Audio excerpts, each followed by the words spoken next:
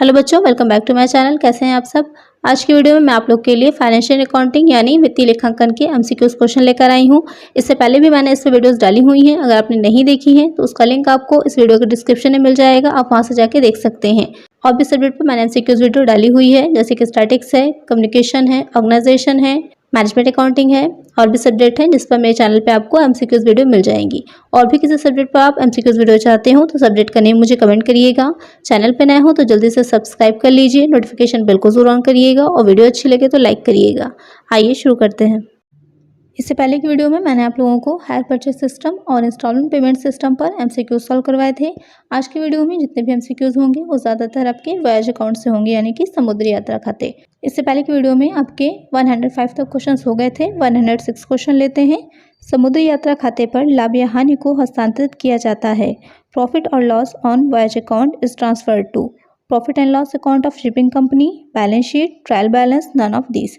तो आपको पता होगा जो वॉयज अकाउंट होता है उसमें क्या बनाया जाता है, जो भी शिपिंग कंपनी होती है वो वॉयज अकाउंट अपना बनाती है। उससे क्या पता चलता है, उस कंपनी का उस अकाउंट से रिलेटेड प्रॉफिट या लॉस पता चलता है। उसका जो बैलेंस निकल के आता है प्रॉफिट या फिर लॉस, तो उसे वो कहाँ ट्रांसफर करती है, उसे वो ट्रांसफर करती है अपनी कंपनी, अपनी शिपिंग कंपनी के प्रॉफिट एंड लॉस अकाउंट में। तो यहाँ पर करेक्ट आंसर हो जाएगा ऑप्शन ए। नेक्स्ट क्वेश्चन है समुद्री खाता डैश खाता है। Voyage account is dash account, nominal, personal, real, none. आपको पता होगा जो अकाउंट्स होते हैं वो 3 तरह के होते हैं। कौन से हो जाएंगे, पर्सनल होता है, नॉमिनल होता है और रियल होता है। तो जो आपने पढ़ा होगा जो समुद्री खाता वॉयज अकाउंट होता है वो लाभ हानि खाते यानी प्रॉफिट एंड लॉस अकाउंट की जैसा ही होता है। तो प्रॉफिट एंड लॉस अकाउंट कौन सा अकाउंट है, वो है नॉमिनल अकाउंट यानी कि नाम मात्र का खाता। तो वॉयज अकाउंट भी हो जाएगा नाम मात्र का यानी कि नॉमिनल अकाउंट। तो करेक्ट आंसर हो जाएगा यहाँ पर ऑप्शन ए। नेक्स्ट क्वेश्चन है डैश यात्रा के उद्देश्य के लिए उपयोग किए जाने वाले ईंधन, कोयला, डीजल, मीठे पानी पर खर्च की गई राशि है। Dash refer to the amount spent on fuel, coal, diesel and fresh water used for the purpose of voyage. Bunker cost, port charges, primage, none. तो यहाँ पर जो यात्रा के उद्देश्य में यानी कि यात्रा के बीच में जो चीज़ें उपयोग की जाती हैं कौन सी हो जाएंगी, आपका फ्यूल आ जाता है, कोल यानी कि कोयला, डीजल है और मीठे पानी पर खर्च की यानी फ्रेश वाटर। आपको पता ही होगा जो समुद्र का पानी होता है, सी वाटर होता है, कैसा होता है, खारा होता है। इसलिए यहाँ पर स्पेशली बताया गया है कि फ्रेश वाटर यानी मीठा पानी। तो उस पर जो भी राशि खर्च की जाती है उसे कहाँ पर दिखाया जाता है, उसकी लागत को या उसके व्यय को कहाँ पर दिखाया जाता है, बंकर कॉस्ट में यानी बंकर लागत में, बंदरगाह के व्यय में, प्राइमेज में या फिर इनमें से कोई नहीं। तो वो दिखाया जाता है बंकर कॉस्ट में यानी कि बंकर लागत। तो यहाँ पर करेक्ट आंसर हो जाएगा option A.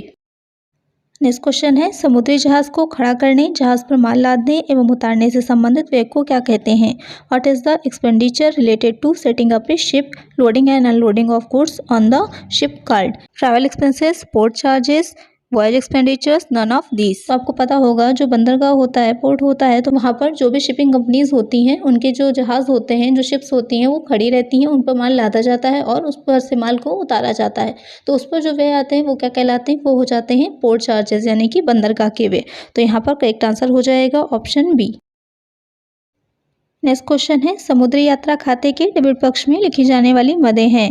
The items to be return on the debit side of the voyage account are depreciation, port charges, insurance, all of this. तो आपको पता होगा जो आप वॉयज अकाउंट बनाते हैं उसके 2 साइड होते हैं, जैसे कि प्रॉफिट एंड लॉस अकाउंट के 2 साइड होते हैं, डेबिट और क्रेडिट। डेबिट साइड में क्या होता है, जितने भी एक्सपेंसेस होते हैं वो सब पड़ते हैं और जो क्रेडिट साइड होता है उस साइड में जो कुछ भी शिपिंग कंपनी को मिल रहा होता है, जो भी इनकम्स होती हैं वो सब चीज़ें पड़ती हैं।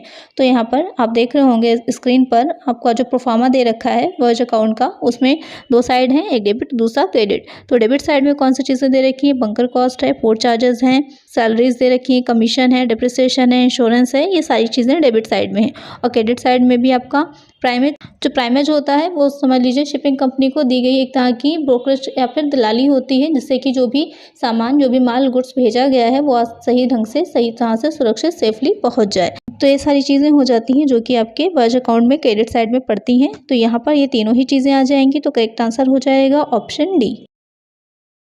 नेक्स्ट क्वेश्चन है प्रबंधक को कमीशन, लाभ में से कमीशन के काटे जाने के बाद शेष बचे हुए लाभ पर 10% की दर से दिया जाता है। यदि लाभ की राशि कमीशन के काटे जाने के पूर्व 4,40,000 है तो कमीशन की राशि क्या होगी। The commission is given to the manager at the rate of 10% on the profit remaining after deducting the commission from the profit if the amount of profit before deducting the commission is 4,40,000 then what will be the amount of commission. यहाँ पर आपको दो conditions होती हैं, आपने पढ़ा होगा जब अपना चैप्टर, तो उसमें देखा होगा कि मैनेजर की कमीशन निकालने की दो सिचुएशंस दे रखी होती, जिसमें कि पहली में हो जाता है कि जो भी कमीशन दिया जाता है वो प्रॉफिट में से इस कमीशन की राशि को लेस करने के बाद दिया जाता है और कभी कभी लेस करने से पहले पर दिया जाता है। तो यहाँ पर जो कंडीशन है वहाँ वो ये कह रहा है कि जो भी कमीशन दिया जाएगा वो शेष बचे हुए लाभ पर दिया जाएगा, और जो आपको लाभ बता रखा है वो प्रॉफिट में आपका कमीशन ऐड है, यानी कि कमीशन काटे जाने का पहले का ही प्रॉफिट आपको बताया हुआ है। तो वहाँ पर इसे हम कैसे सॉल्व करेंगे? इसे सॉल्व करने के लिए जो आपका फॉर्मूला हो जाता है, तो इसमें जो फॉर्मूला हो जाएगा वो हो जाएगा profit before deducting the commission into rate upon 100 plus rate. तो यहाँ पर क्या होता है, इसमें निकालने के लिए जो भी रेट होता है उसे हम 100 में प्लस कर देते हैं। उसके बाद इसे जब हम सॉल्व करेंगे तो क्या हो जाएगा, 4,40,000 इंटू 10 आ जाएगा, अपॉन में 100 प्लस 10 हो जाएगा। जब इसे आप डिवाइड करेंगे तो नीचे आपका 0 से 0 कट जाएगा, 11 से 44 को जब काटेंगे तो कितना आएगा, 40,000। यही 40,000 हो जाएगा हमारा आंसर, यानी कि मैनेजर्स का कमीशन। तो करेक्ट आंसर यहाँ पर हो जाएगा ऑप्शन सी। नेक्स्ट क्वेश्चन है, अपूर्ण यात्रा भाड़ा समुद्री जहाज खाते के किस पक्ष में दिखाते हैं? In which side of the voyage account shows incomplete voyage? Credit, debit, do not show, none of this. तो जो अपूर्ण यात्रा भाड़ा होता है, भाड़ा आपको दो तरह का हो जाएगा, एक पूर्ण यात्रा का होगा, एक अपूर्ण हो जाएगा। जो पूर्ण होता है यानी कि जो भी शिपिंग कंपनी है उसको जो माल लाने ले जाने के लिए जो भी भाड़ा यानी फ्लाइट मिल रही है उसे वो अपने क्रेडिट साइड में दिखाती है। लेकिन जो भाड़ा जो भी आपका फ्लाइट इनकम्प्लीट वॉयज होता है तो उसे कहाँ दिखाया जाता है, वो दिखाया जाता है जो शिपिंग कंपनी है उसके वॉयज अकाउंट के डेबिट साइड में। तो यहाँ पर करेक्ट आंसर हो जाएगा ऑप्शन बी। नेक्स्ट क्वेश्चन है, दक्षता कमीशन क्या है? What is address commission? Commission paid by the ship company, commission paid to the ship company, commission paid to the manager, none of this. तो दक्षता commission क्या होता है? जहाज कंपनी के द्वारा दिया गया कमीशन, जहाज कंपनी को दिया गया कमीशन, मैनेजर को दिया गया कमीशन, इनमें से कोई नहीं। तो जो दक्षता कमीशन यानी कि एड्रेस कमीशन होता है वो जहाज कंपनी के द्वारा दिया गया कमीशन होता है। जहाज कंपनी जो व्यक्ति जो जिनकी सहायता से भाड़ा प्राप्त होता है उनको ये कमीशन देती है। इसको निकालने के लिए क्या किया जाता है, जो भी भाड़ा होता है, फ्लाइट होता है और जो प्राइमेज होता है, दोनों राशियों को, दोनों अमाउंट्स को ऐड कर लिया जाता है और उस पर एक निश्चित दर से, निश्चित परसेंटेज से इसे दिया जाता है। तो यहाँ पर करेक्ट आंसर है ऑप्शन ए। नेक्स्ट क्वेश्चन है, एक वर्ष के बीमा प्रीमियम की राशि 60,000 रुपये है, परंतु समुद्री यात्रा में 3 माह का समय ही लगा है। तो समुद्री खाते में प्रीमियम की कितनी राशि डेबिट करेंगे? The amount of insurance premium for 1 year is ₹60,000 but the voyage has taken only 3 months।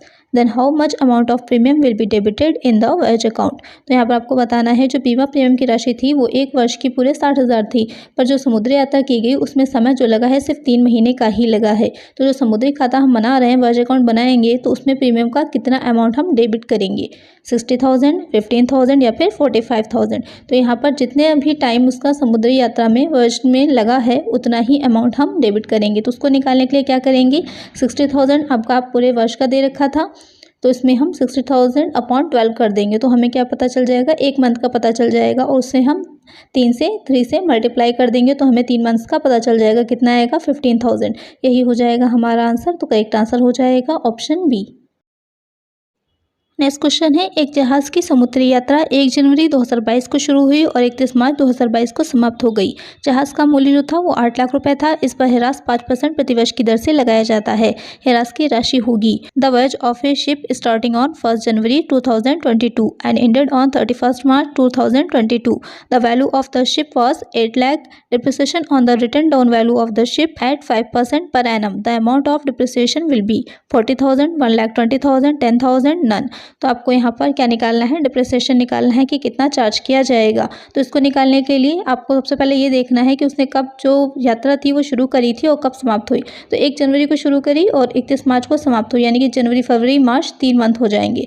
तो आपको जो डिप्रिसिएशन दे रखा है वो एनम में दे रखा है, यानी कि वार्षिक दे रखा है। तो इसको निकालने के लिए हम क्या करेंगे, सबसे पहले तो 8 लाख जो उसकी वैल्यू थी उसको लिख लीजिए, इंटू 5% आपको बताया है क्वेश्चन में, 5/100 हो जाएगा, इंटू यहाँ पर एनम में दे रखी है, आपको 3 मंथ्स का निकालना है तो क्या करेंगे, इंटू 3/12 कर देंगे। उसके बाद इसे हम सॉल्व कर लेंगे तो कितना निकल के आएगा, 10,000, यानी कि 10,000। यही हो जाएगा हमारा डिप्रिसिएशन। तो करेक्ट आंसर यहाँ पर हो जाएगा ऑप्शन सी। आई होप आपकी समझ में आ गया होगा। मिलते हैं नेक्स्ट वीडियो में कुछ और नए क्वेश्चंस के साथ। अगर वीडियो अच्छी लगी हो तो लाइक कर दीजिए, चैनल पर नए हो तो सब्सक्राइब करिएगा, नोटिफिकेशन बेल को जरूर ऑन करिएगा, जिससे जो भी वीडियो मैं डालूँ उसका नोटिफिकेशन आपको मिल जाए। ज़्यादा से ज़्यादा फ्रेंड्स के साथ शेयर करिएगा। Thank you.